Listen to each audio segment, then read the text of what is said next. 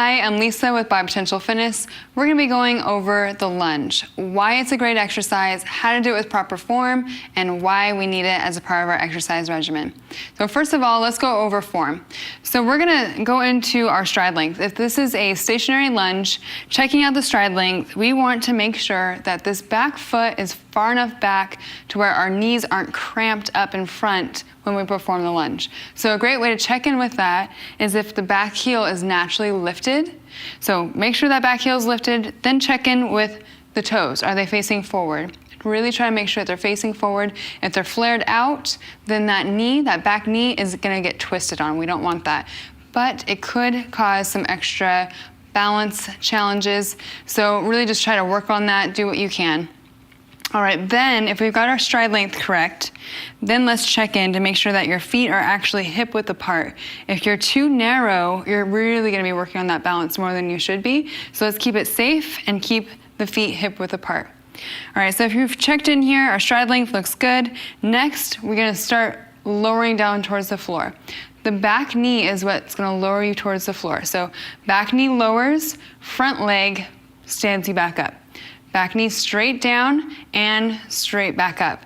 What you don't want to do is start to push forward, because then this knee is pushing over your toe, and that puts a lot of pressure on that front knee. So we need to keep those knees safe, and so we're gonna make sure that this back knee is our primary mover as far as bending, and then our front leg is our powerhouse. It stands us back up, pushing through the foot, specifically through the heel.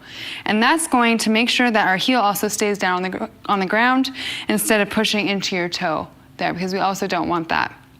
All right, so that's our stationary lunge. Now, if we're gonna start moving, let's go into alternating lunges. We're gonna go into back lunges. These are a little safer on the knees. So a back lunge, make sure that toe lands, lower down, up, and stand again, and then the other leg.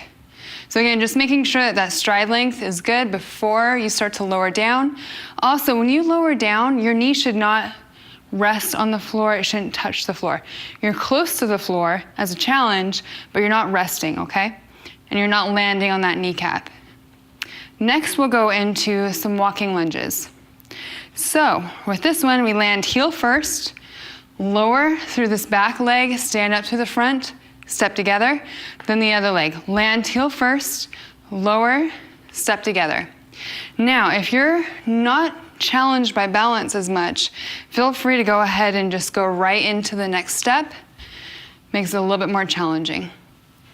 All right, so those are our lunges. The lunges are fantastic. It raises the heart rate. It burns calories. You're using your major muscle groups of the legs as well as your core and balance. Did I say balance already? Anyway, it's a great skill to have. Plus, working on lunges keeps us moving up and down from the ground with ease.